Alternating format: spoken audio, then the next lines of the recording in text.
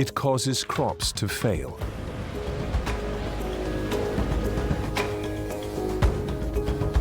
Grazing land to dry up.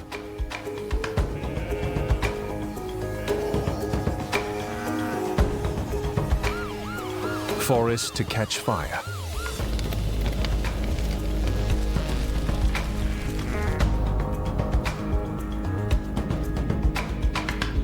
Drinking water to run short.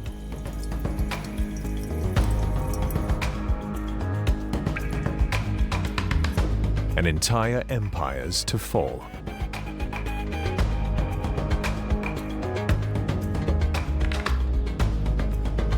This is drought.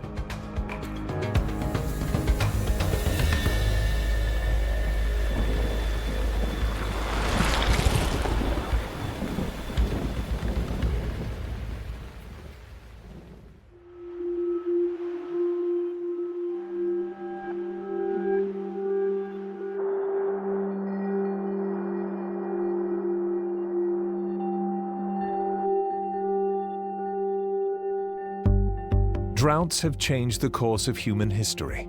More than 75,000 years ago, a series of mega-droughts may have been responsible for the first migrations of early humans out of Africa. In the Bible, drought was thought to be responsible for driving the Israelites into Egypt. In the last century, drought caused a dust bowl across the Great Plains of the United States, sending 2 million people off their land.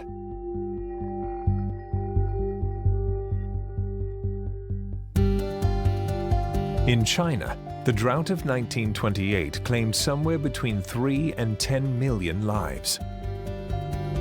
Today, throughout the world, you have extremely high areas of tension related to water. And we can see very clearly that the fact water is listed on the stock market is a real question that alarms us. Will this help us to understand water importance and protect it? Or is it going to become a tension again because there's a monetary dimension behind it? The future will tell us.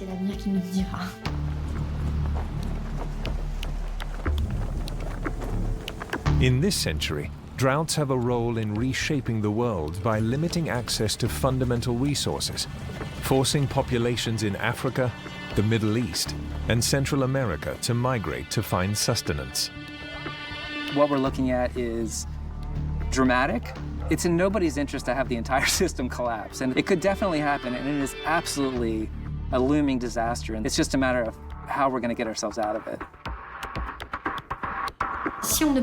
If we don't take into consideration all the problems that are generated around drought, we have to imagine that it's us directly who will pay for all that we've generated.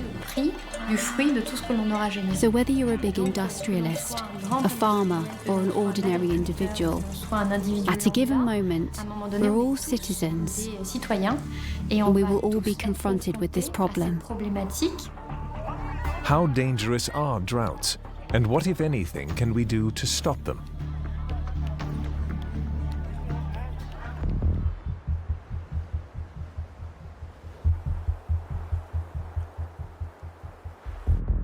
On America's west coast, the state of California is no stranger to the scourge of a drought. The first time I became aware of drought in California, when I was governor the first time, 1977. And that was a serious drought that affected the state north and south. So that was really the first time I thought about it. State and federal water agencies started to plan for the worst. Another dry year. On March 4th, 1977, Governor Brown, by executive order, established a drought emergency task force. But nothing quite prepared Jerry Brown for what was to come 34 years later. He would face drought again as the re-elected governor of California. Only this time, it would be the most intense, dry period in the state's history, one that would stretch on for 6 whole years.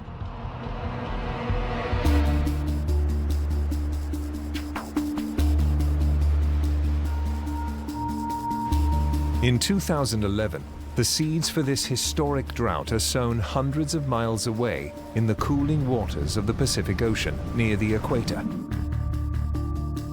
It's called La Niña, a weather pattern that tends to shift the jet stream, the meandering westerly air current encircling the globe. This shift leads to colder weather in the north and warmer and drier weather in the western United States. So when you have a La Niña year, it tends to mean dry winters, but it doesn't give you much like granular predictiveness. So we know it'll probably be dry this year, but that doesn't tell us how dry, or it doesn't suggest that it won't rain at all.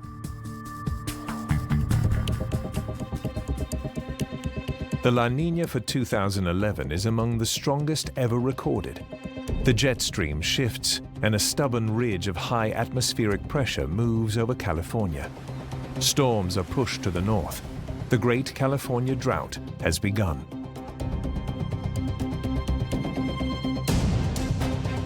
Over in Europe, the effects of drought were already being felt in France, where the rainfall was dramatically below average for the year. According to Météo France, the French government weather agency, the country had not experienced this severe a drought in 50 years. But the warning signs were there. You would be walking in July or August in the forest, and there was a carpet of leaves already on the ground, the carpet of dry leaves that you usually see in the autumn. It's an advanced phenomenon, with sap that doesn't reach the leaf, and then the leaf slowly dries out.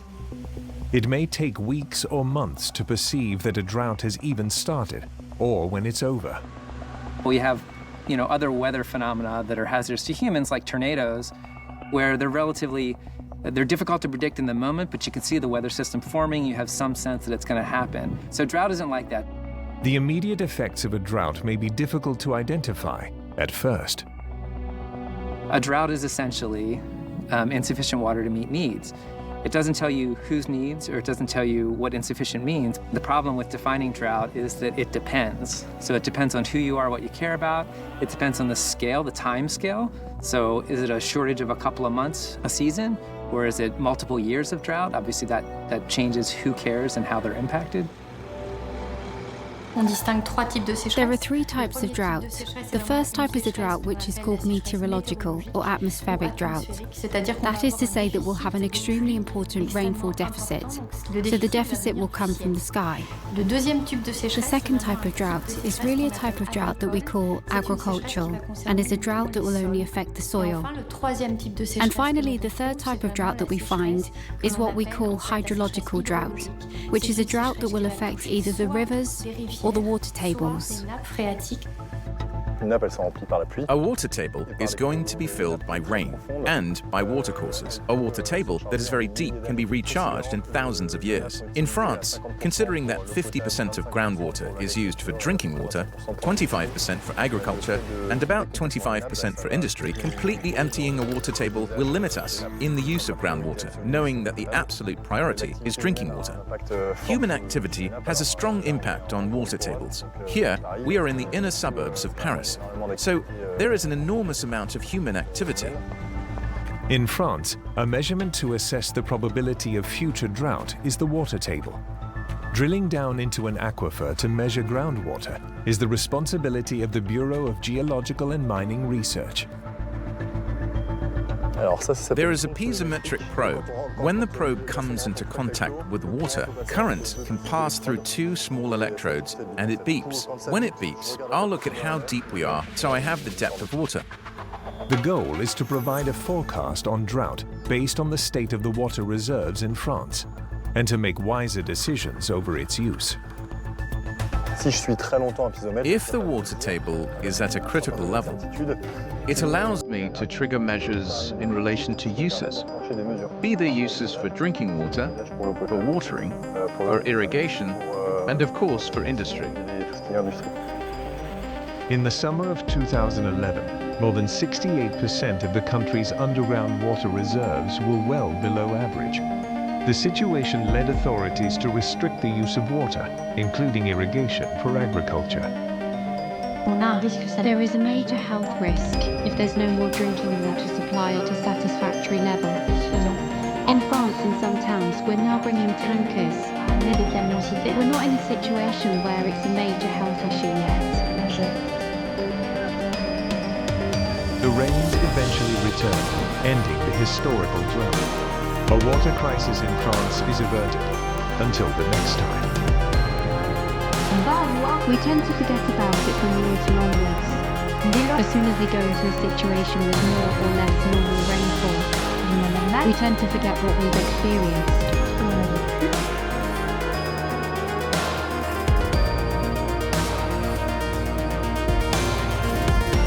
But for California, normal rainfall is still nowhere in the forecast. 2 winters have since passed with well below averages. New Year's Eve in Los Angeles ends 2013 as the driest ever on record. As governor, each year, we get weather reports, and some are more rainy, some are hotter, whatever. But right there, 2012, 2013, we started to notice drought conditions. Among the state's biggest concerns, will there be enough drinking water for California's 38 million residents in the near future? Because the air is warmer, the snowpack, a vital resource for water, is shrinking. High in the Sierra Mountains, the snowpack melts during the hot summer months. It refills California's reservoirs, providing much of the state's water supply. They tell me Shasta Dam is nowhere near at the level we're going to need. Not at capacity, not even half full. And other dams, we're told. So we get the reports. The snow is not there. The dams aren't filling up. The rivers are down. Measuring the snowpack's water content is crucial in planning for drought. Yet much of the snowpack is remote and out of reach by surveyors. To better gauge the amount of water that will flow, NASA, the United States government's Aeronautics and Space Agency, created the Airborne Snow Observatory. Flying 20,000 feet over the Sierra Mountain Range, researchers use airborne lasers and radar to measure the snowpack on a scale and elevation impossible to reach by foot. Understanding the snowpack is really, really important. How fast does it melt? Where does it melt? How is it accumulated?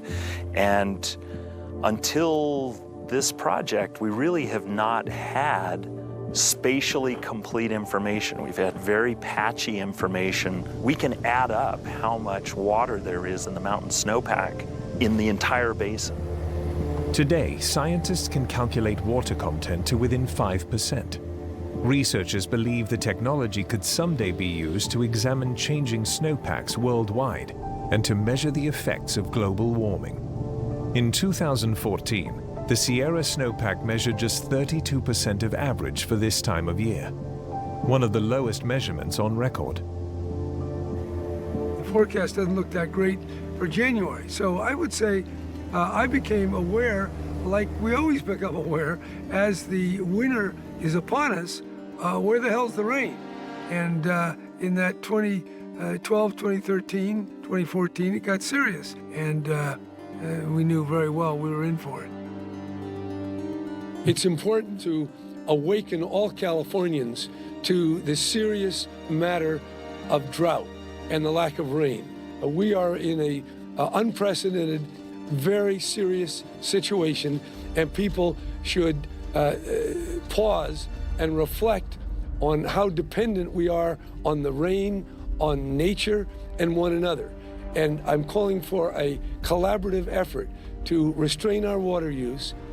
Today, I'm declaring a drought emergency in the state of California. For Governor Brown and the state of California, the crisis is just beginning.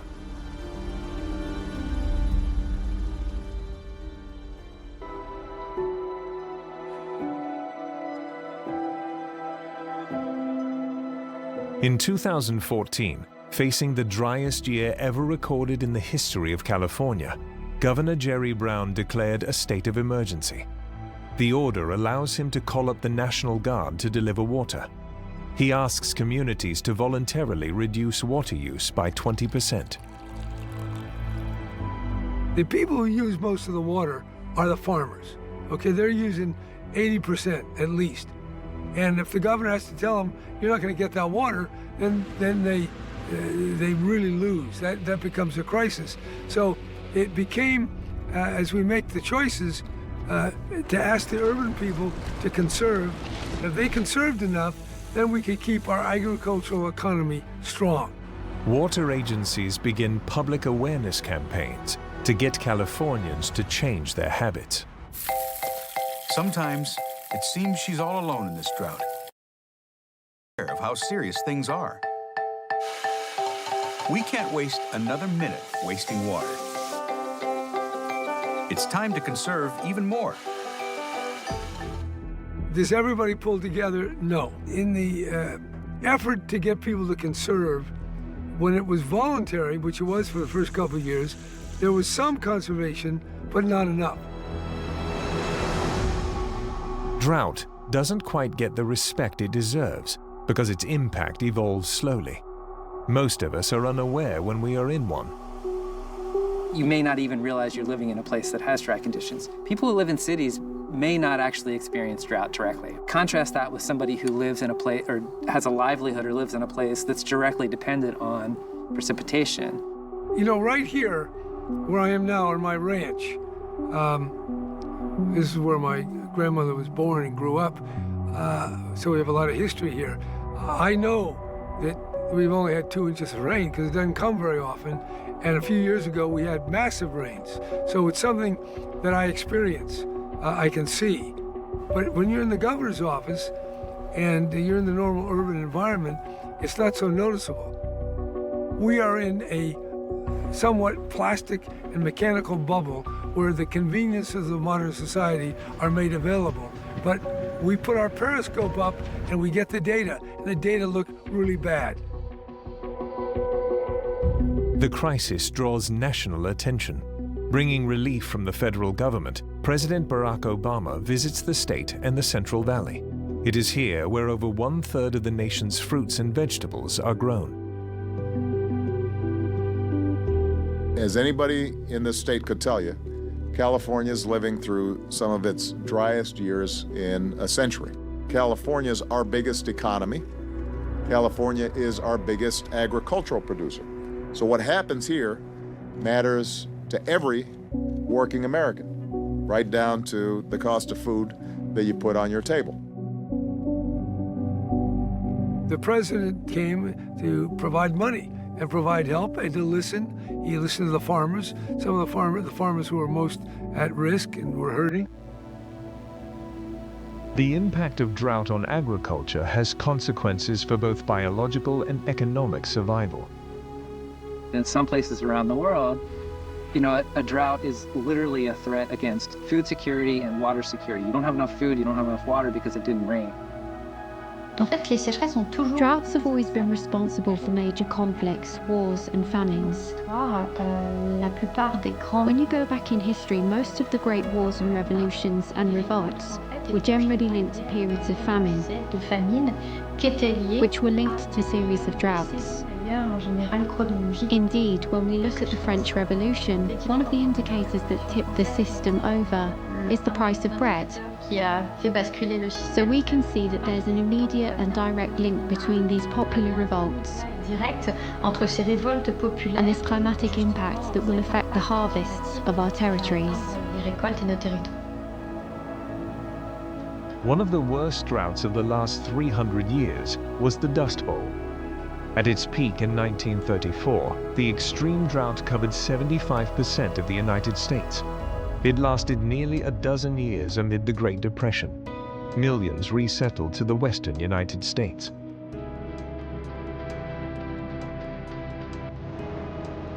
Today, drought continues to force mass migrations from Central America, Africa, and the Middle East.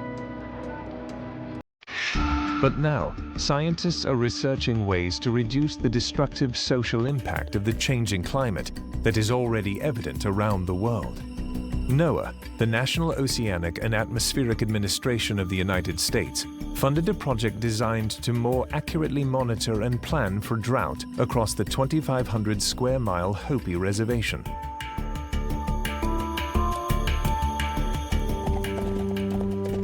Since 500 BC, the Hopi Nation has lived in northern Arizona, an area of the American Southwest known as Four Corners. The Four Corners of the U.S. Southwest is a magical landscape. So it's Four Corners because there's 4 states that come together: Utah, Colorado, New Mexico, and Arizona. It doesn't get a lot of rain, so there's a lot of exposed rock. It's just a stunning landscape. It's iconic. It's where the Grand Canyon is. So the Hopi agricultural and cultural systems more broadly are actually really well adapted to dry conditions because they've essentially always lived in a dry place. And they have very, very elaborate strategies for growing corn in a dry place without irrigating. We used to get our water over here just to drink. I mean, it was so good. Once you had a taste of it, you couldn't stop. You wanted more. One of the things that really connects us is the water. It gives us hope. It gives us inspiration. But now everything's drying up. As the climate changes, with more severe drought conditions, the traditional Hopi way of life is under threat. One of the many challenges with confronting drought, essentially in the Four Corners, is that it's a very large landscape, but there's only effectively a small handful of weather stations that report on the conditions on the ground in that place. The people charged with that task of putting out stations, maintaining them, making sure the data comes in and it's high quality, have never really quite figured out how to work with indigenous communities. So they essentially don't have access to the data that they need to understand how their landscapes are being impacted by drought. A team from the Hopi tribe and the University of Arizona conducted research across hundreds of miles of reservation land, assessing range conditions, checking in with ranchers and farmers. So we dove in and figured we could help with this question about monitoring for drought on Hopi tribes' land. And we did wind up helping try to figure out a way that they could do monitoring of their landscape, sort of qualitatively for drought. The team tracked wildlife, monitored soil and wind erosion, dried up springs, declining grazing land, and failed harvests. We really got to understand a problem in the context of the community we were wrestling with. And many of the colleagues that we worked with really came to recognize the importance of, and the challenge of, this direct engagement strategy that we have. The project provided Hopi tribal leaders with more information on when to irrigate, close grazing lands, plant crops, or haul water. Monitoring detailed climate conditions enables more informed decision-making by farmers and water resource managers in communities around the world, vulnerable to drought.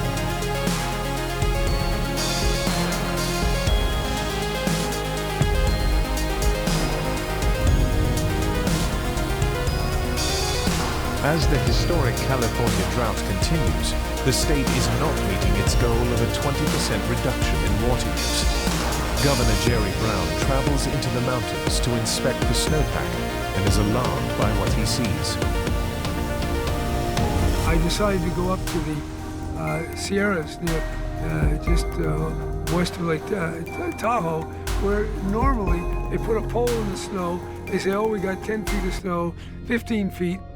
Well, this was the time, for the first time, I don't know forever, but in my living memory, there was no snow at all. So that was the new abnormal, and there it was for all to see. This is the first year in its measurements going back to 1942 where this snow course has been bare, no snow at all. The Sierra Snowpack's annual average water content is 28 inches. In 2015, it measures just 5% of normal. We're in an historic drought, and that demands unprecedented action. It's for that reason that I'm issuing an executive order mandating substantial water reduction across our state. If everybody in California did the maximum in water conservation, we wouldn't need a mandatory. But because different groups, different cities, different water districts, different individuals do different things, we do have to make it mandatory. So as things got worse, we had to go to mandatory. The governor imposes a 25% reduction to state water agencies, which supply more than 34 million Californians and nearly 1 million acres of irrigated farmland. It's unprecedented. The state of California has never seen anything like it before. Life in the Golden State is about to change.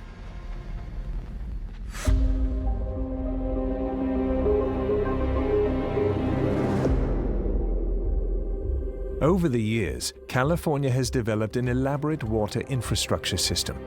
It's an impressive display of reservoirs and aqueducts built throughout the state to quench the thirst of its residents. Water is not only a precious resource for California's farmers, it is central to the state's identity and economy. It sustains the golf courses in the deserts of Palm Springs and lush gardens and lawns in the metropolis of Los Angeles. Lawns consume much of the water used every year in California. Brown's executive order calls for the state and local governments to replace 50 million square feet of lawns with native plants and drought-resistant ground cover. And for hundreds of thousands of people, yes, they're putting in rock garden or drought-resistant plants. Everything we think about is oriented now to drought and what that means to our lives. In 2015, the fourth year of drought, casualties to California's ecosystems appear. There were a lot of impacts, but more importantly, it's on the environment. The algae that grows in the rivers and the lakes, that begins to bring diseases for the fish, for the animals, for the birds. The experts are seeing the degrading of our natural environment and habitat, and that only gets worse as these drought conditions continue. There is one of the users of water that we must absolutely not forget, because otherwise we'll be the ones who will lead our own loss. It is the natural environment itself. If we don't leave water for this natural environment to allow it to renew itself, in fact, we're the ones who pay the direct consequences behind these effects of biodiversity loss. Some of the first casualties are native fish populations. When streams and rivers are so low, fish cannot get to their spawning grounds. One of the most devastating environmental consequences of drought is the impact on forests. Drought really has a direct and biological impact on the trees. When you have a completely dry spring and/or summer without water, with a heat wave, the trees no longer have the root system necessary for them to feed and hydrate themselves, and so the trees die. And this phenomenon has really become more pronounced in 4 years. Dried out trees that die are potentially explosive, becoming fuel to spread a wildfire.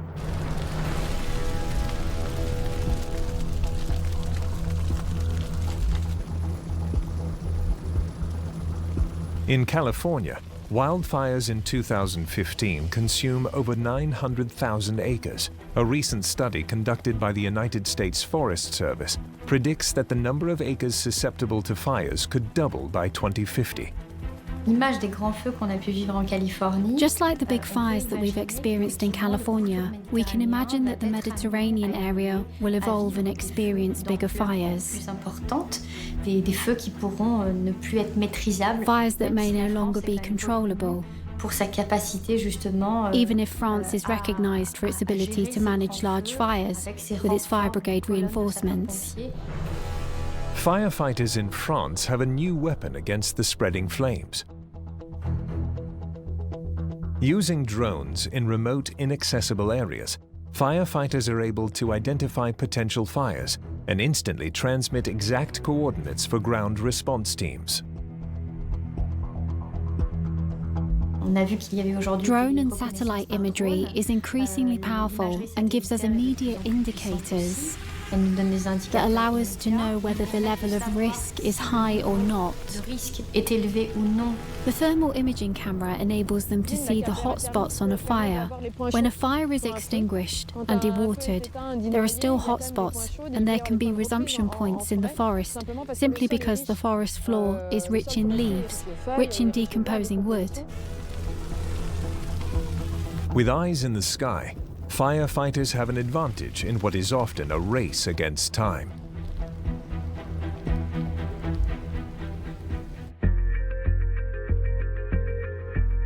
As lakes and streams are reduced, California utilities have less reliable hydropower to supply the electric grid. Power outages are not unusual. Just picking up some last-minute water supplies because I realized the implications of the power being off. Just heard that actually tap water may be off when the power goes off. So I want to prepare. Just we don't know how many days it's going to be. So when land lacks water, it contracts, resulting in uneven and dangerous roadways. The shift in the earth also affects the foundations of houses and buildings. In fact, the impact of droughts on infrastructure and buildings is mainly due to a hazard known as clay shrinkage and swelling hazard. In fact, 1/5 of France is concerned by this type of hazard. As you have new rains, the soils are going to swell. These clay soils are finally going to rehydrate themselves and are going to make soils move. You'll see cracks. Then you may find yourself with a door or window that no longer closes. You'll have cracked walls, and if the effect goes much further, and we alternate with more rain and more drought, then we'll end up with walls that will completely collapse.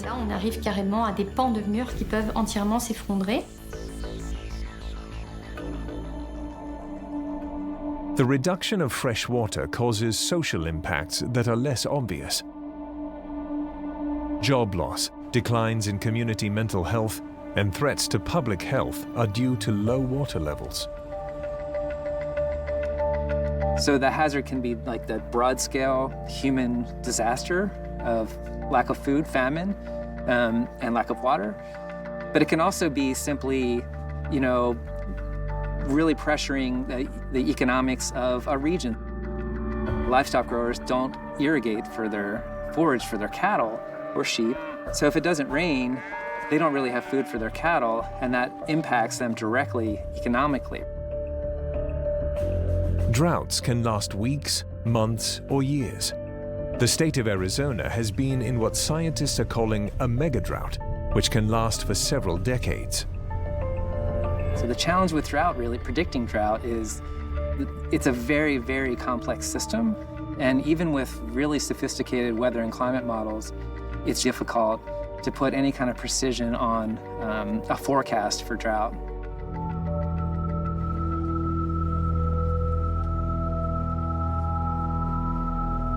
But clues may be found in the rings of ancient trees.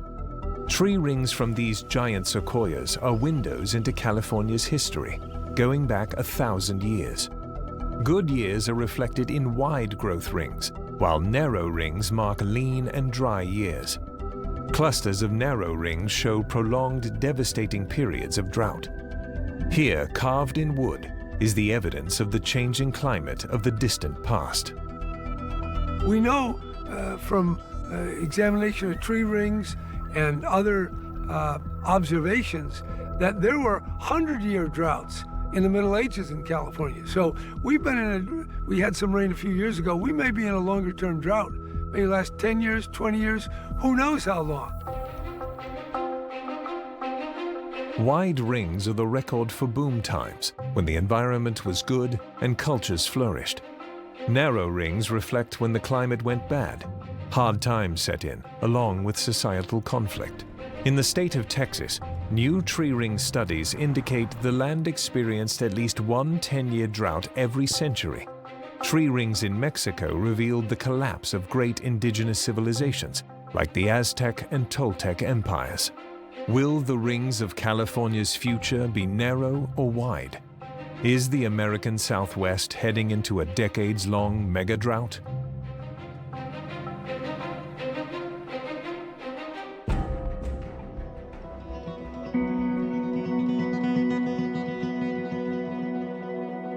It is 1 year after Governor Jerry Brown called for mandatory water reduction. About 1,900 wells have gone dry in the state, leaving people in some of California's most disadvantaged communities without water. Across the state, the drought has raised food prices. Some local city officials call for drastic measures, like banning all outdoor landscape watering and ending construction permits for swimming pools. But most urban residents respond by cutting water use by nearly 24%, exceeding the state's goals. To help reduce use, thousands of homeowners claim rebates to rip out their green lawns and replace them with drought-tolerant landscaping. The notion of every house with a green lawn, that has been challenged, and for hundreds of thousands of people, yes, they're putting in rock garden or drought-resistant plants. Everything we think about is oriented now to drought and what that means to our lives. By 2017, a reprieve comes from the skies. The jet stream has dipped south, bringing with it rain-soaked storms for the entire West Coast. In February, California water managers returned to the Sierra Nevada snowpack to measure water levels. Very significant increase in snow water content throughout the state, with the central and southern regions showing almost phenomenal increases in snow water content. It is the most snow recorded since 1995. The storms brought 3/4 of the state's normal yearly precipitation in just a few weeks. On April 7, Governor Jerry Brown declares the drought over and lifts the emergency order in place since 2014. By mid-March 2019, most of California is declared totally drought-free.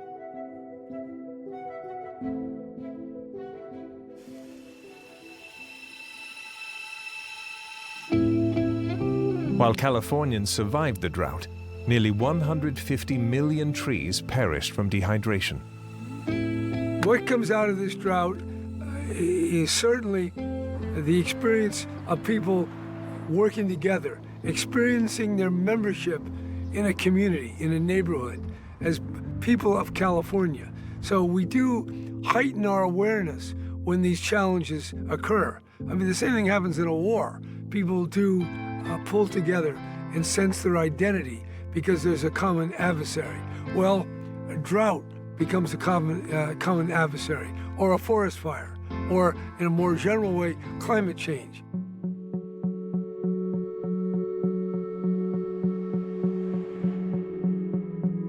A new NASA study predicts that by the end of the 21st century, the American Southwest and Great Plains are likely to experience longer and more severe droughts than at any other time in the last 1,000 years. So recent droughts, such as the ongoing drought in California or in the Southwest, or even historical droughts such as the Dust Bowl in the 1930s, these are naturally occurring droughts that typically last several years or sometimes almost a decade. In our projections, what we're seeing is that with climate change, many of these types of droughts will likely last for 20, 30, sometimes even 40 years. California, for 15,000 years, never had more than 300,000 people. Now, we have 40 million, and we haven't had that many that long. And it's a lot of people, and most of them have a car, and most of them burn a lot of oil, or gas, or diesel. So we're impacting our environment. Then, because the climate is warming, and we're getting the traditional droughts that come and go, all that combines to devastate our natural environment. The world is changing, and it's changing subtly. Warmer temperatures brought on by greenhouse gases are changing the climate. It appears some droughts no longer dissipate as quickly. So, the impacts of climate change on groundwater resources have been modeled by scientific groups. And it is estimated that, according to these models, groundwater recharge deficits would be of the order of 10% to 20%, which will inevitably lead to a drop in groundwater levels, which will lead us to modify and adapt to our uses. Since 2017, not a year goes by without a historic drought. So we are beginning to feel, I would like to say from our chair, hydrologists, this climate change because the weather is getting too hot. We can see very well that we have totally abnormal temperatures in France with effects that are abnormal. Any climate disruption is a disaster for an ecosystem, one way or the other. There may not be any heat wave next year, but we'll have them more often, and it's the risk that will be there. And unfortunately, it's taking place more often.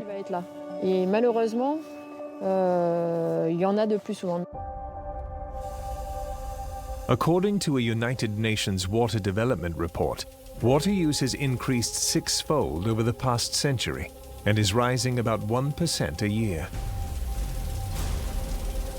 Poor water management tends to exacerbate the impacts of climate change, not only on water resources, but also on society as a whole. It's very complex today to have a very clear idea of what a 2 to 4 degrees scenario will be like in our territory. It's all the more complex because these are elements and data that the population isn't familiar with. We'll have to try to regain coherence and rethink how we're going to be able to build France's resilience in the face of these extremes. And I'm sure that we can achieve this if we try, in a consensual manner, to all move in the same direction. It's our behaviour today that will have an impact tomorrow. The real problem today is our capacity to adapt and the speed with which we will succeed in adapting. America faces tremendous challenges with the automobiles, the trucks, the trains, the factories, burning all this oil and gas and coal to get off that and to get to zero carbon emissions or a net zero. Wow, that's like climbing Mount Everest. And we got to get at it right away. So there's much to be done. There's massive political resistance. The denial of climate change as a real problem is intentional. The reality, though, is that at this point, so many communities are experiencing the impacts of drought, climate change, that there's a limit to how, I hope, to how long people will deny what's directly in front of their faces. Look, it's very simple. If climate is changing, then we have to change. And in order for us to change, government is going to have to play a very powerful role. Otherwise, it can't happen.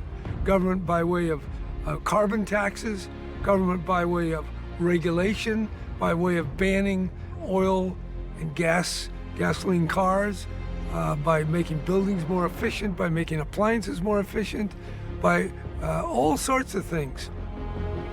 But you also have a much more coherent push towards collaboration with the scientific community, trying to figure out how to do a long-range drought plan. Drought plans not only benefit from scientific research, but also by the experience of the community. It begins by recognizing who the victims of drought are. We have what we call, well, what I call it, transparent disaster victims. Because when you're affected by a drought, in fact, you don't immediately recognize a natural disaster. It will take several months before you're recognized as a victim. When you're flooded, you're recognized somehow. You have media that come to cover the event and consequently recognize you as a victim. Drought has victims who are in silence, who you don't see, who are nevertheless there. And this is something that we will really have to take into consideration in the coming years. Et c'est quelque chose qu'il va vraiment falloir prendre en considération dans les prochaines années. To be better prepared for the drought that lies ahead, decision makers in business and public service will rely on accurate climate information. When we imagine that by 2050, we'll have a world population of around 8 to 10 billion people, we'll have to bring water to these people, sometimes in areas where there is none. And secondly, we'll have to feed them. And to be able to feed people, the food system itself needs water. Without water, we have no food. And for me, this really is the biggest crisis to come as far as water is concerned. There are some people who say that the next war will be the water war. Well, war, perhaps not with weapons, etc., but in any case, there are wars of territory, wars of influence. I remain optimistic because I'm aware of a number of solutions that can be implemented. Today, there are innovative solutions that allow us to put materials in the soil and capture water. We're going to have to train our populations to know that we save water when we turn off the tap, but also we save a lot of water when we change our eating habits. An average French person does not consume between 250 and 350 litres of water. He or she consumes between 5,000 and 7,000 litres of water from what he or she eats. That is to say that from his or her virtual water that we don't see, which nevertheless allows us to make our food, our clothes, and everything that makes up our daily life. In addition to minimizing greenhouse gases, new scientific research is dedicated to improving water desalination plants, cloud seeding to make artificial rain, and recycling methods to convert wastewater into drinking water. Developing drought and heat stress-resistant crops will improve the ability of farmers to cope with increasing frequencies of temperature and the scarcity of precipitation. We'll have to rely on either solutions based on innovation or on common sense. And indeed, agroforestry, for example, allows us to completely rethink the effects of shade, plant relationships, and the importance of planting trees. NOAA's National Integrated Drought Information System is working to develop regional drought early warning information systems across the United States. It's an effort to unify the federal drought response in the US and throughout the world. In 2020, France experienced its worst drought since 1959. By midsummer, there was only 16 millimeters of rainfall nationwide. Rivers, basins, and lakes were abnormally low. 25% of France became dry. Groundwater and river flows decreased. In France and in Europe, for like 20 years now, 25 years, there are water management systems that have been put in place and that lead us to really make the water table level rise. It's quite under control, and it's less worrying than if there were no such measures at all. If the water table drops critically, the state has set thresholds.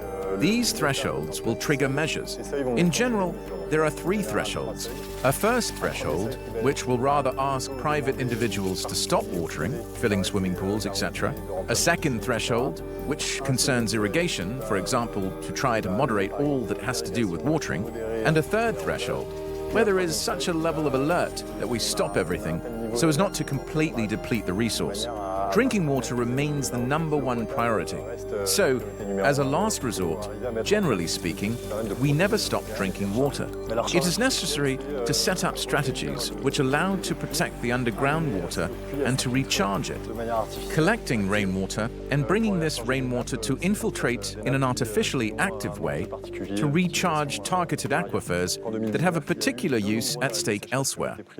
In 2019, there were many drought decrees that were taken in many departments of central France, which led all the users of these sectors, for some, to stop their activities completely or drastically reduce their use of groundwater. By now, most inhabitants on planet Earth are witnessing a changing climate, spawning unprecedented extreme climatic events. Can human beings in India and China and America and Mexico and Brazil, can we respond in time? We can, and we must, we should. Science is telling us with accumulation of data and theoretical conclusions that we have to innovate, we have to change our ways Planning the right response to future droughts is becoming increasingly vital. Moi, je crois beaucoup. I believe very much in the fact that we will have to put consciousness at all levels, put consciousness in our big companies. If they put in the right level of awareness and they're sincere in their commitment, I'm sure that we can do very beautiful things and that nature can at some point be reborn and restructure itself because it has much faster capacities than we do. Drought tends to give us a greater awareness of our citizenship to a larger community and how truly vulnerable we really are. What is at stake here is what I would call planetary realism. For the first time, wherever you live, you are clearly implicated in where other people live, and we're all affected together because of the climate, because of the changes, and we are tied together in the human family in a way that may be perceived by poets in the past, but increasingly will be perceived by all the people.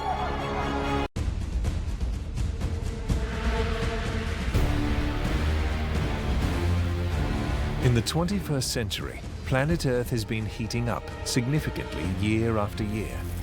When it comes to the hottest temperature ever recorded, 2019 broke records across the globe, while 2020 shattered them. What was once a naturally occurring seasonal event is now being attributed to the increase of carbon emissions that is wearing away at the Earth's fragile atmosphere. If we fail to act on this problem, it starts to look like some of the dystopian futures that have been portrayed by Hollywood. Post-apocalyptic, where a large part of the planet becomes unlivably hot and dry, and where you have extreme competition and conflict over diminishing food and water and space.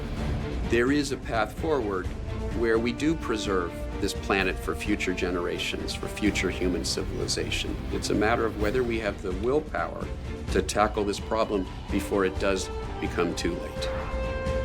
Unless the current trends are reversed, humanity is on a collision course to make more regions of the world uninhabitable, where boiling temperatures could be the new normal.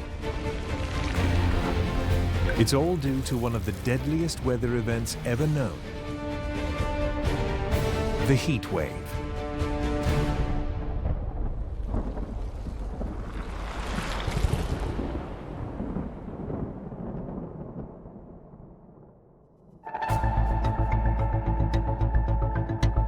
Hot weather that can last for several days is generally known as a heat wave. Well, a heat wave is an extended period of extreme heat, several days, typically with temperatures above a threshold like 90 degrees Fahrenheit. Heat waves can have a significant impact on the environment, society, and human health. Heat waves really are a silent killer, especially with the young and the elderly and the infirm, who have the least resilience when it comes to coping with high temperatures. Now, a new report suggests that by the end of the century, heat deaths globally could nearly equal those from all infectious diseases combined.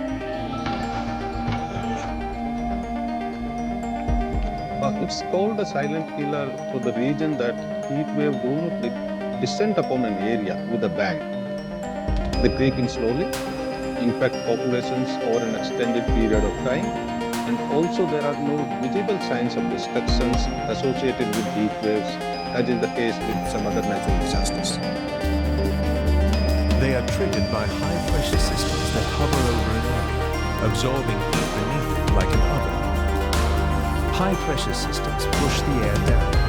Hot air near the ground cannot escape into the sky. Without the rising air, no clouds form, and consequently no chance of rain. The sun simply cooks a given area until some other system is strong enough to push this stagnant high-pressure system away. The longer the heat wave lingers, the deadlier it becomes for all life under its spell. This was the case in 2003, when one of the worst heat waves on record struck France and much of Europe.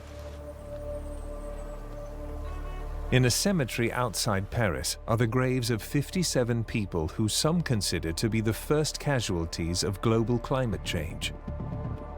Here lie the victims of the worst natural disaster in French history.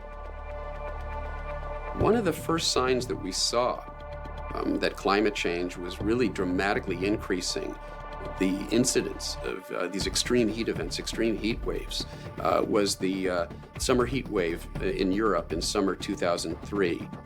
But this devastating heat wave that begins in August does not come without a warning. In June, we had early signs that were linked to soil drought in Western Europe.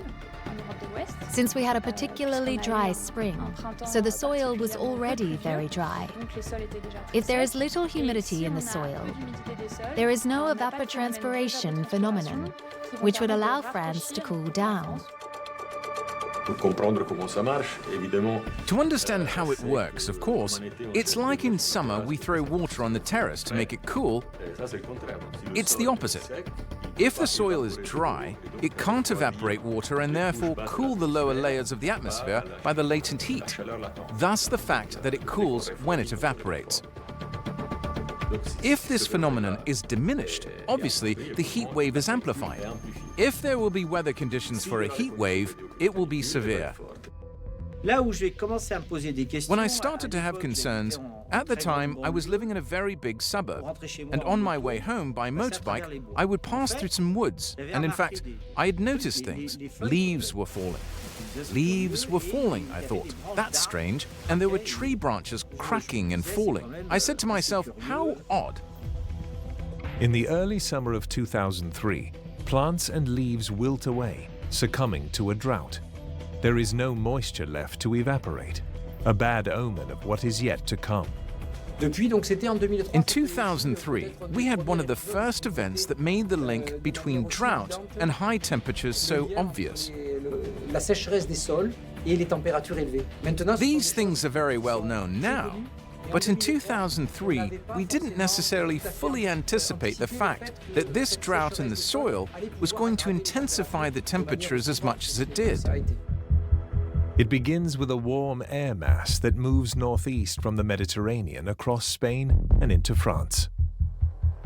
You had the sort of heat that you would normally expect in North Africa, in Saudi Arabia, parked over England and France. This high-pressure region that's normally centered in the subtropics had migrated all the way up into northern Europe. The heat wave is parked over Western and Central Europe. The air mass is part of a phenomenon known as an anticyclone, a large-scale weather system bound by slow-rotating winds and marked by extremely high pressure that prevents other systems from displacing or disrupting it. Since the air mass doesn't move much, the temperature begins to rise. The anticyclonic conditions, the blockage that had settled over the European continent, was self-sustaining by the hot air that fed it, and nothing could come to change it. On the 1st of August, Météo France issued its first meteorological press release signaling the arrival of very high temperatures over France over the coming days. Well, the temperatures in Paris on Monday have been absolutely sweltering. We've had temperatures forecast up to 35 degrees Celsius, which will feel more like 41. Despite the warning, the heat appears primarily as an annoyance to the general public. August 1st kicks off the traditional summer vacation ritual in France. People are leaving the cities and heading toward beaches, the countryside, and mountain resorts.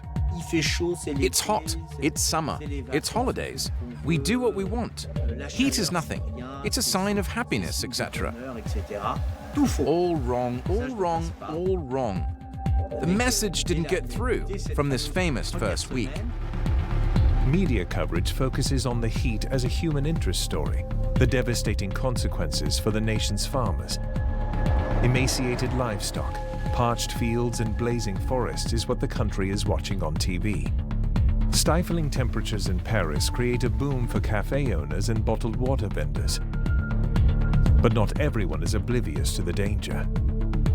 At the time, I was president of the Association of Emergency Physicians of France, and we had consultations with the ministry, and we had an appointment with the Minister of Health, Mattei, at the time, and I told him, we really have a problem with hospitalizing people from the emergency rooms. We were already saturated, and I told him, it's going to be very complicated in the summer. Why? Because the staff were taking their summer holidays.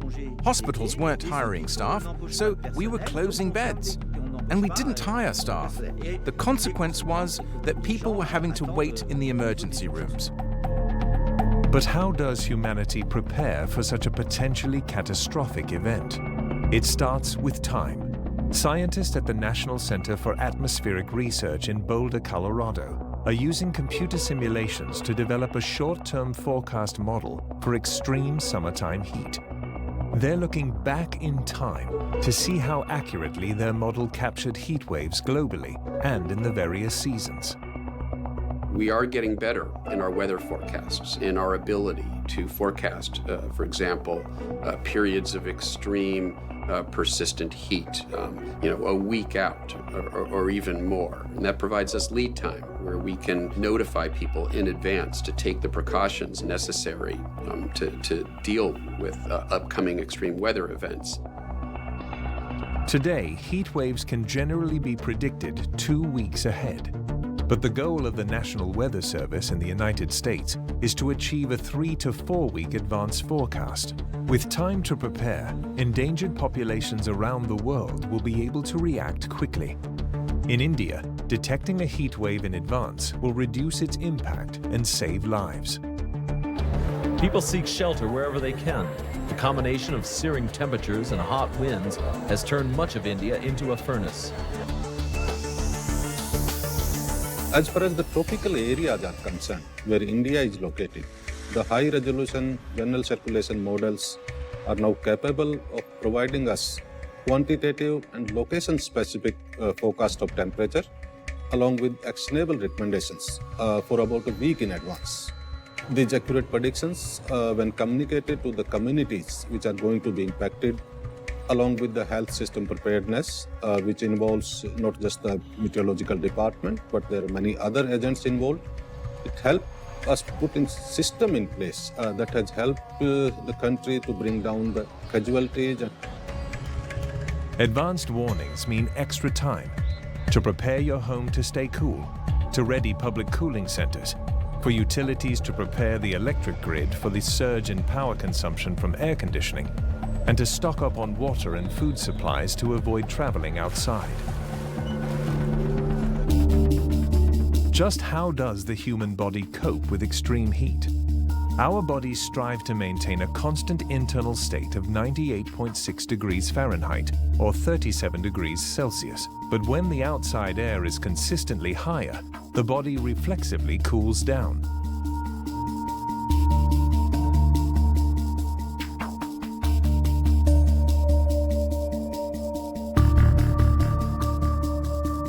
Human body normally cools through perspiration, that is cooling of sweat from the body. The sweat evaporates and which leads to cooling. But a prolonged exposure to heat can overwhelm a body. An overheated body suffers involuntary muscle spasms, muscle failures, and also widespread inflammation in the body. The dilated small blood vessels are an indication that the blood is not being returned to the heart properly. The reddening of the face and the body, they give us a signal that the muscles are not able to pump the blood back to the heart. The first sign of hypothermia is irritation. I mean, someone who doesn't drink enough. It's people who get annoyed while driving.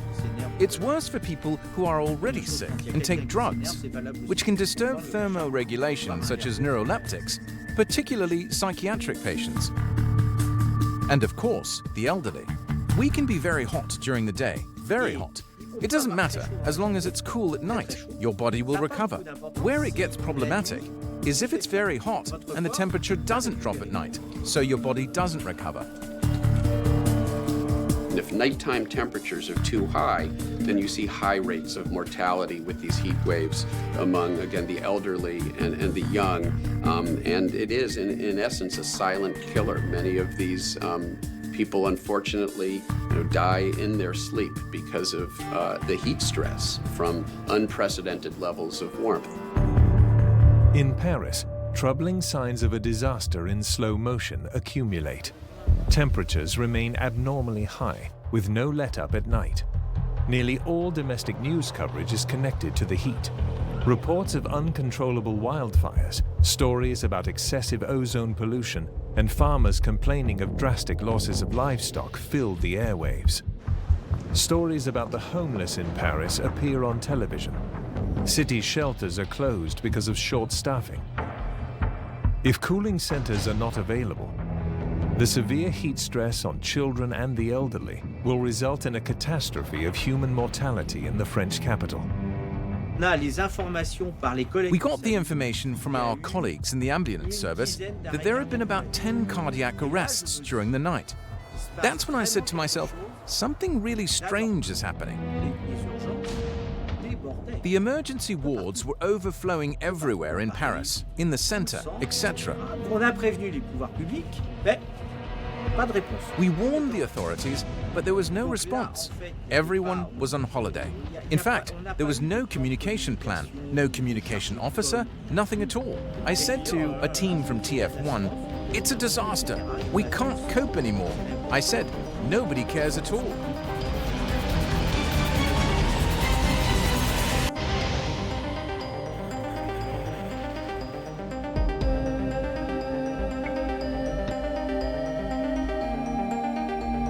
On August the 4th, 4 days into the 2003 heat wave, much of Europe is smoldering under the intense sun. Nowhere is it felt more acutely than in Paris, France. We already had problems finding beds to hospitalize patients in the emergency room. The emergency room was already saturated. We were closing beds. We were saving money. We weren't hiring staff. And people were waiting in the emergency room. It was a real cataclysm, and it's a very heavy burden to carry when you're a doctor all alone. A health worker in northwestern France reports 3 deaths due to heat stroke. 2 died with body temperatures exceeding 107 degrees Fahrenheit. The afternoon of the 5th of August 2003 remains the hottest we have in our archives, close to 38 degrees. This record has not been broken. We were really shocked.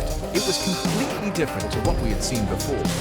As global warming increases, so does the occurrence of heat waves across the globe.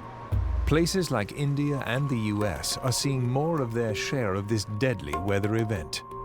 We now have systematic records of heat-related casualties for about 30 years now. And during that period, the year 1998 experienced the deadliest of the heat waves, when 3,058 people died directly because of the heat wave impacts. In the 2015 heat wave in New Delhi, temperatures are hot enough to melt pavement in the capital city. The year 2015 comes second behind 1998, when the heat-related deaths across the country stood at 2014. After that, we have put a system in place involving the meteorological department, the health agencies, and other stakeholders, which has helped bring down the heat-related casualties across the country.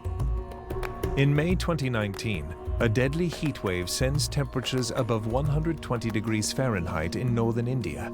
But now, Indian authorities are armed with preventive measures, like warnings to the public not to go outside after 11 a.m., or pouring water on roads to keep them from melting. The death toll for that summer's heat wave is limited to 373. Highest temperature ever on Earth, with mercury levels rising to 54.4 degrees Celsius on Sunday afternoon. We witnessed the hottest temperature ever recorded on this planet, ever recorded reliably on this planet, 130 degrees Fahrenheit in Death Valley, California. In this case, we recommend that you Obviously, make sure that you're staying away from the sun and limit your outdoor activity to the late evening, right, when things tend to cool down. And that was at a time when, in fact, all of California was seeing extreme heat with temperatures at 120 degrees Fahrenheit in Los Angeles. A recent US government report confirmed that the years from 2010 to 2019 were the hottest decade since record-keeping began 140 years ago. And 2020 is the warmest year on record globally. Unless nations of the world take dramatic action soon, a warming of at least 5.4 degrees Fahrenheit, 3 degrees Celsius, is expected by the end of the century, making the Earth roughly as warm as it was in prehistoric times, 3 million years ago, long before Homo sapiens appeared. Human beings have never lived on a planet as hot as the Earth is today. A 5.4 degrees Fahrenheit warmer world would be radically different from the one we know now.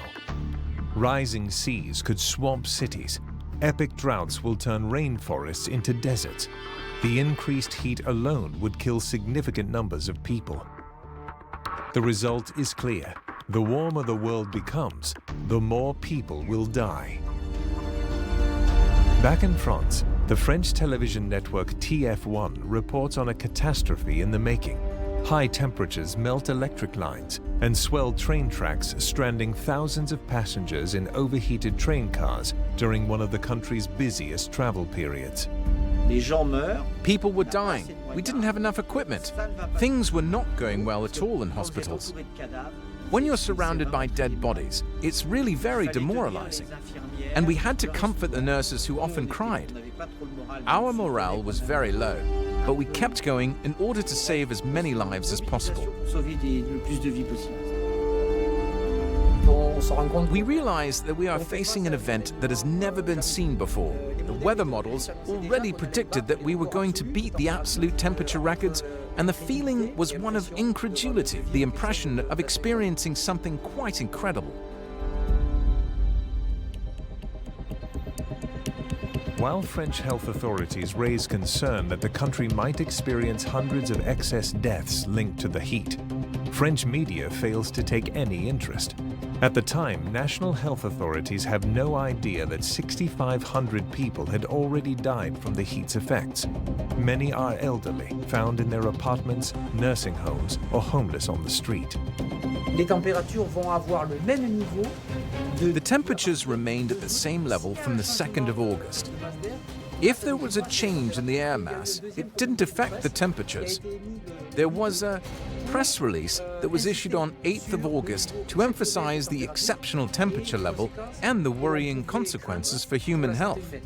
On the 8th of August 2003, the meteorologists from Météo France clearly identified that these extreme temperatures posed a health problem.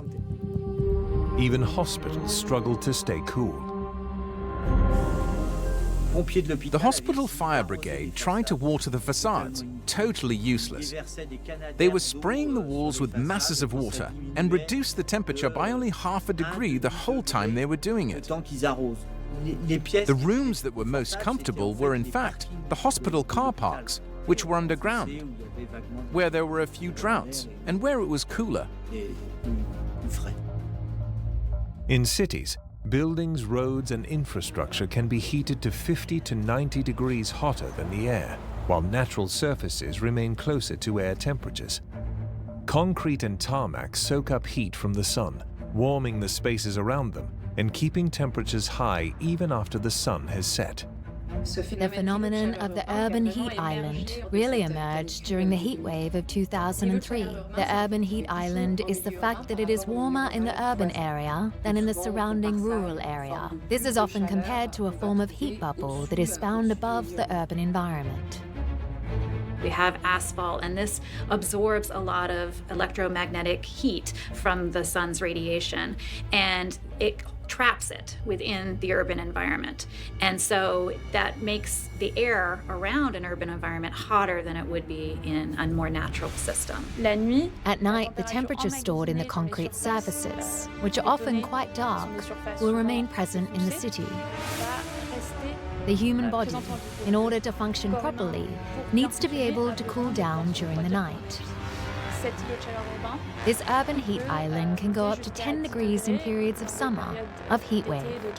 Heat islands have become increasingly significant as close to 70% of the world's population is expected to live in cities by 2050, exposing their inhabitants to extreme temperatures.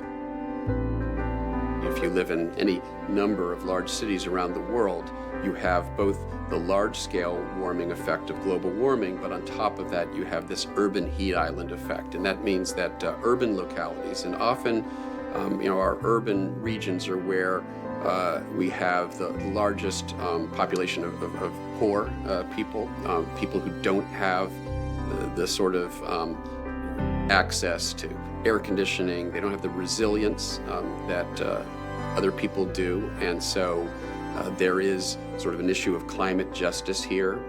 Those who contribute at least to the problem are likely to bear the worst impacts of climate change. Climate justice is the recognition that some people are going to be more vulnerable to the impacts of climate change than others. Climate change is as much a social problem right now as it is an environmental problem. And we can address both racism and climate at the same time and hopefully uplift all individuals. We need to be thinking also about ways of mitigating those impacts in urban regions. And there are things that we can do, green spaces.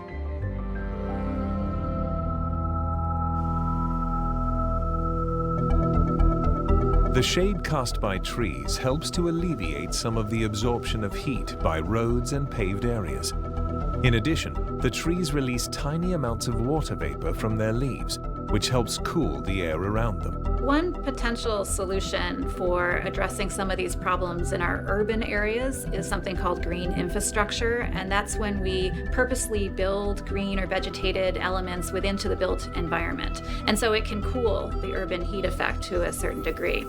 It can provide more building efficiency, heating and cooling if you do it as green roofs. There are innovative ways of doing it, and thinking holistically about how you work with urban planners, how you work with ecologists, how you work with hydrologists, and community leaders.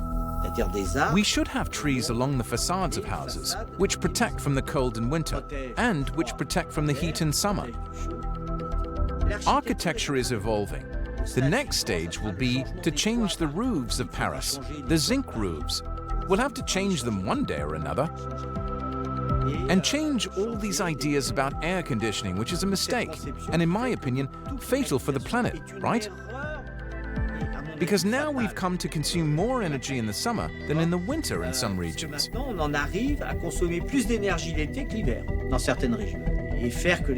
And make sure that people can protect themselves in housing that's cooled naturally. That can mean thick walls, small windows, small doors. It can mean a lot of things. Many European cities are already taking steps against the effects of urban heat islands. Barcelona today has 1.5 million trees and is continuing to plant new ones. Milan also has another program to plant 2 million trees by 2030. So this type of program can be found in many European cities. Meanwhile, in the French countryside, the heat wave takes its toll on agriculture. The worsening drought conditions are devastating. The increased temperatures cause crops to dry out through evaporation. Farmers complain of drastic losses of livestock. When the weather forecast predicts a heat wave, we as farmers, and I personally, have our backs to the wall. You never know how long it will last. We have huge yield losses. So I had friends who had chickens on the farm. There were more than 50% losses and deaths. Countries across Europe face their worst harvests since the end of the Second World War. In Central and Eastern Europe, some governments have to import food for the first time in decades. The consequences of drought caused by the heat wave are felt throughout the environment. Drought in our forested ecosystems due to the warming of the atmosphere, and that's because there's more evaporative demand, more water being basically sucked out of our vegetated systems. So these trees are becoming more stressed. They don't have as much water to keep them wet and moist, and so they're more combustible. Extreme heat can create a natural disaster that threatens the lives of people all over the world, like wildfires. Fires in the western part of the United States, for example, 8.4 million acres have burned. That's 2 million acres more than the 10-year average that we've seen in the landscape. We have 8 more fires that are 100,000 acres or more. What's 100,000 acres? That's about the city of Phoenix. As a scientist, I've been thinking about climate change. I've been thinking about how these forests are changing. We're losing words to describe it other than apocalyptic or horrific, because it's happening at a pace that we just never anticipated. Higher temperatures, largely as a result of climate change, have dried vegetation that fuel wildfire. Meanwhile, the drying up of groundwater is accelerating combustion. Take that combination of heat and drought, and you have the conditions necessary for the sorts of unprecedented bushfires in Australia, wildfires here in the western US that we've seen in recent summers.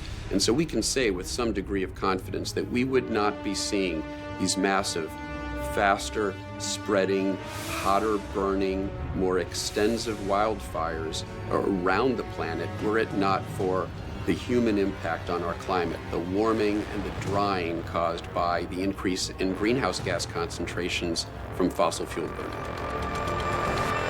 The danger of wildfires to the planet is not only due to burning forests. An increase in global temperatures is causing fire destruction in the most unlikely places with serious implications. We can see where the increase in heat will create more forest fires, thanks to numerical modeling, and their impacts, whether it is in the northern boreal forests, meaning northern Canada, or Siberia. We saw huge fires in Siberia, and that was actually predicted. We're seeing it in Arctic ecosystems, so we're seeing fires in tundra and tundra systems underlain by permafrost, and that is carbon that has been stored for millennia. This is old carbon, and the Arctic is like a refrigerator. It's been storing that carbon for us, and now we're getting fires into those systems. These are slow-moving fires. They smolder, they release a lot of carbon, and they move slowly across the landscape, and they move deeply into that old carbon, releasing a lot of carbon into the atmosphere. That was being our protection. It was being naturally sequestered, and now it's going into the atmosphere, causing more warming, which is causing more fires. After a full week of the heat wave in France, the human toll begins to emerge. Reports touch on a range of potential vulnerabilities: short-staffed hospitals, an aging population, a government on vacation, shelters and parks closed. Health officials are clearly recognizing the threat, but no one seems to know when it would all end. The end of the event was a little harder to forecast, so when it had been going on for more than 10 days, and we still saw that according to the scenarios, it could still last several days longer, it was true that it was something that was hard to imagine, since the duration of the event was quite awful.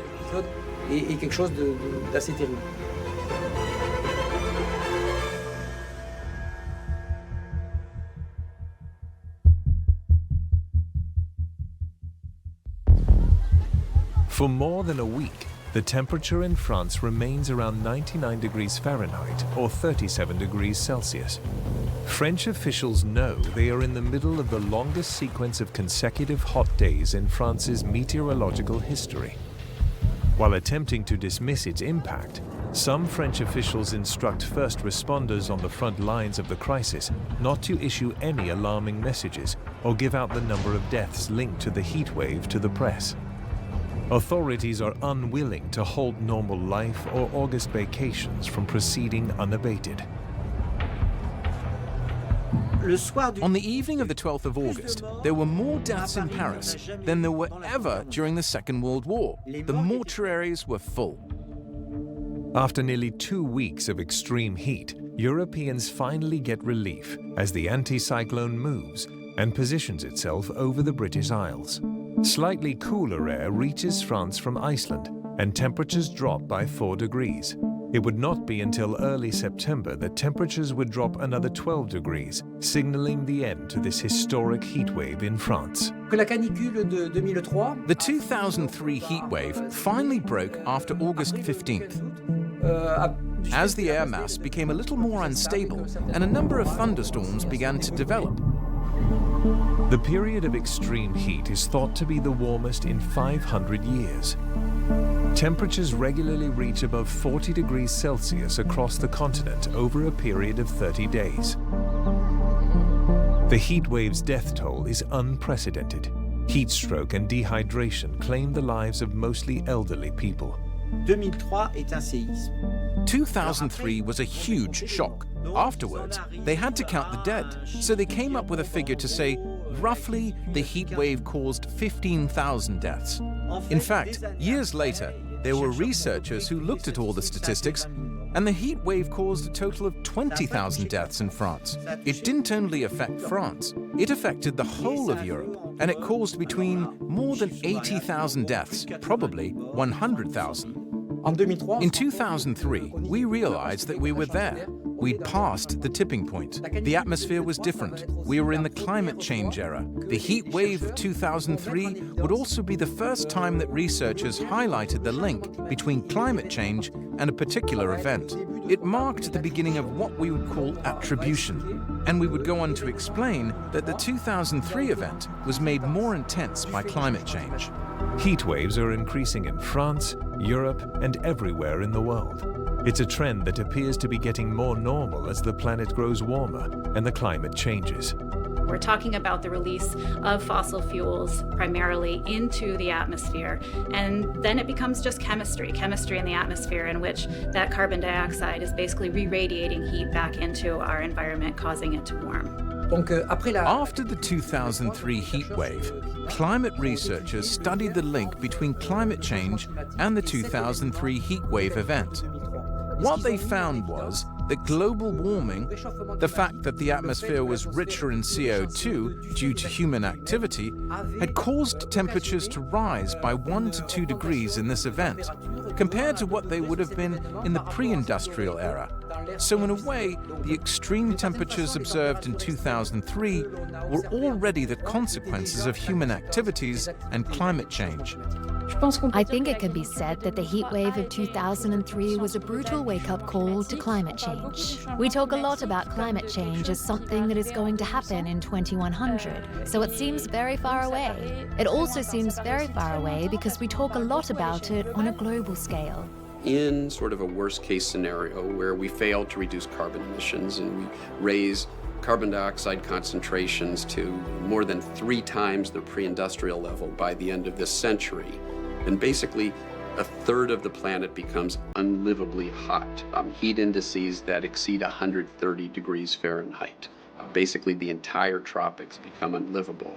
You can understand the immense conflict that will arise and the sort of potential societal instability that will arise. We're already seeing some of that in the form of environmental refugeeism, climate refugeeism, and that's why climate change literally does pose a threat to human civilization. Reached a point where we're actually seeing the impacts of climate change play out in real time in the form of unprecedented extreme weather events. C'est pas la première catastrophe.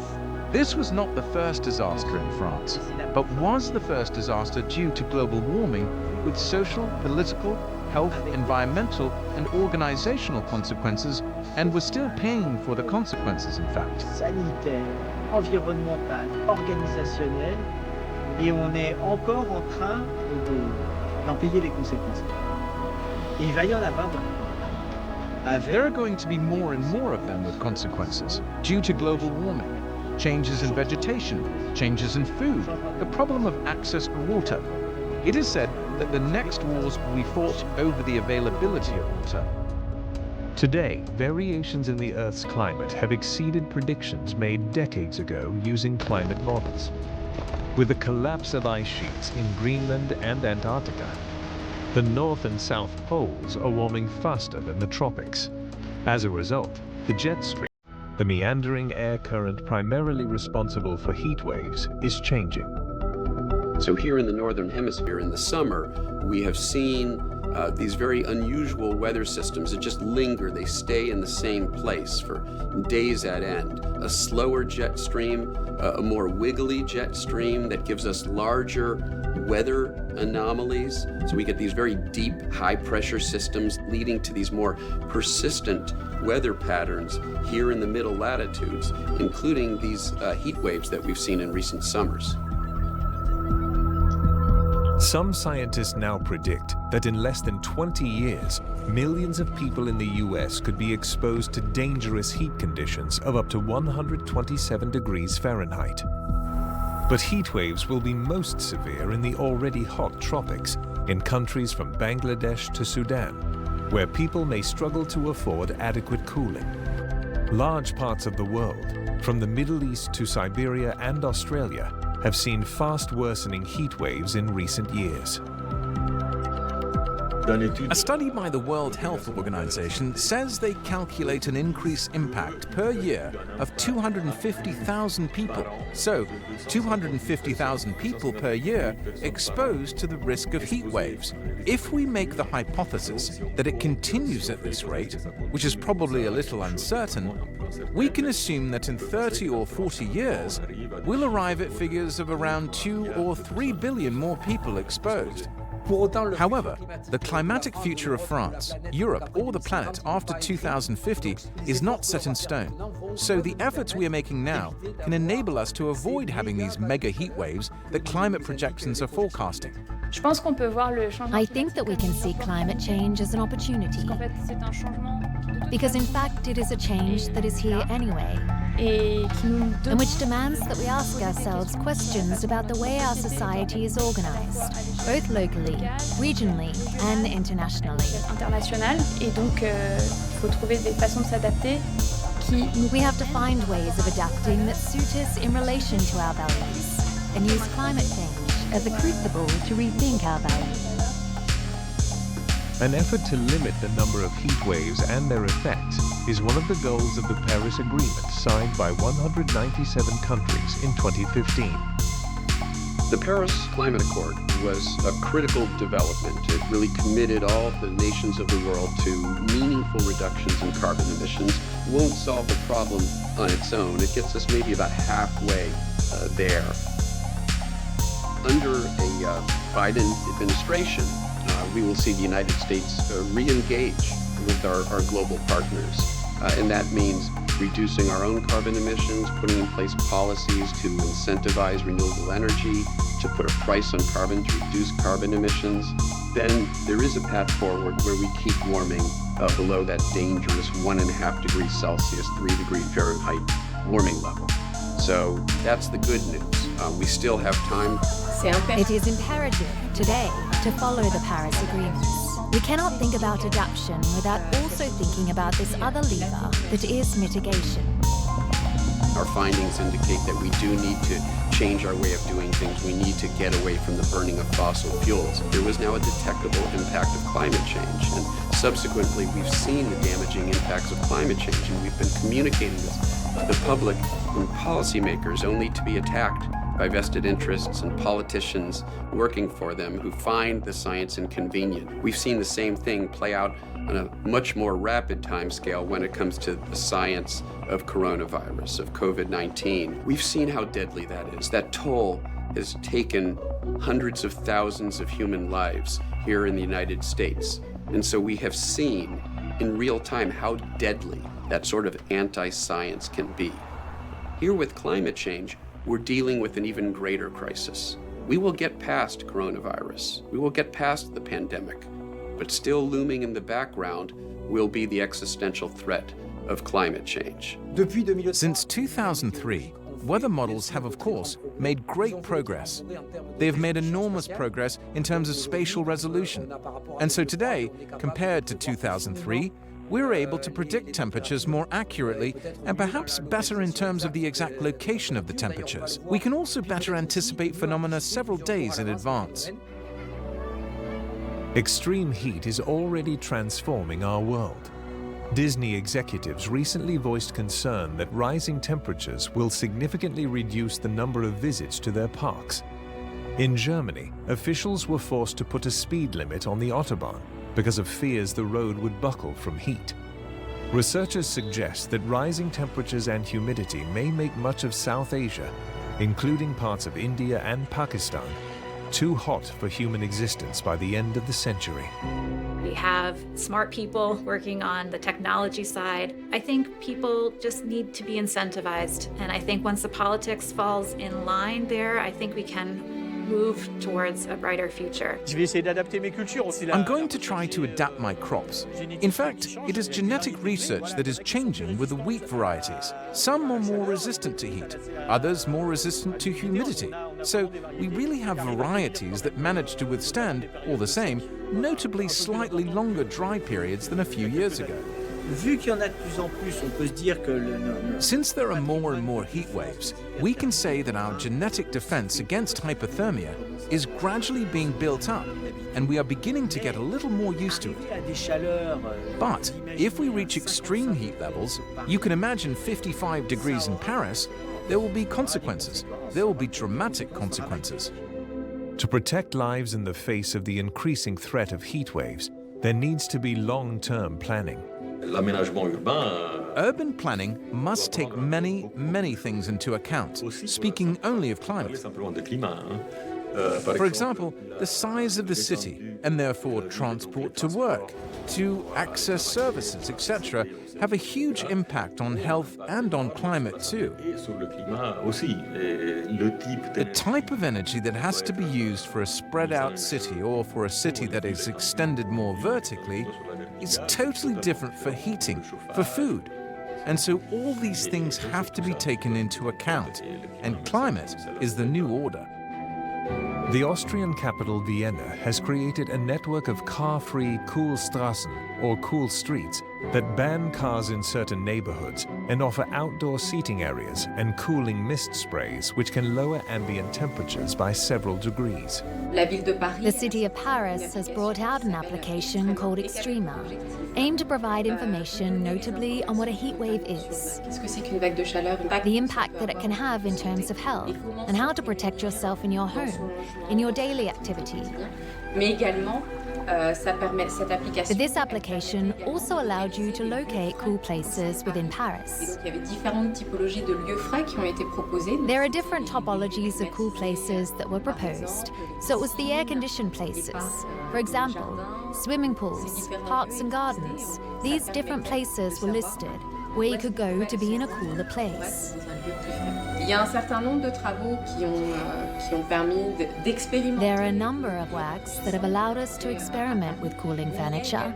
We found some in Paris, but there are also experiments with cooling materials that use the evaporation power of water in the same way.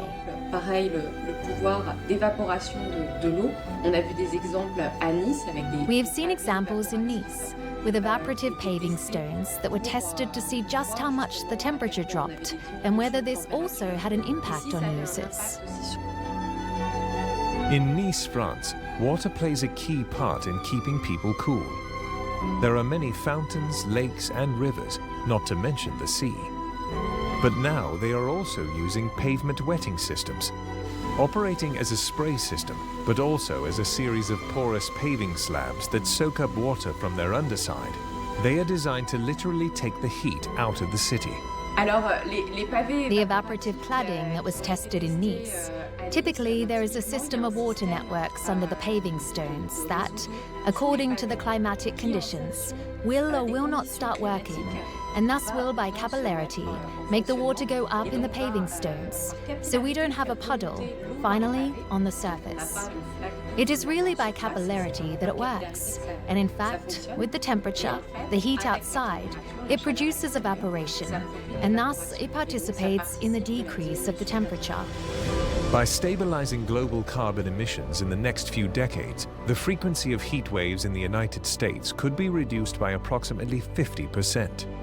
Climate change mitigation is critical to us making any dent towards saving our ecosystems. We really need to move towards a renewable economy so that carbon dioxide is not baked into our forest futures, not baked into the ecosystems of our children and our grandchildren, moving to systems that we have never experienced in all of humanity. There will be winners and losers in that new world, but unfortunately I think it's the poor and the vulnerable who will not do as well as some of the others. As of now, we get about 23% of our total power consumptions from renewable resources, and India has embarked upon a very ambitious program, the largest of its kind in the world, of generating 175 gigawatts of energy through renewable resources, primarily through wind and through solar areas. And also, gradually the electrical and solar powered vehicles are being introduced, and the government has planned to gradually increase their numbers over a period of time.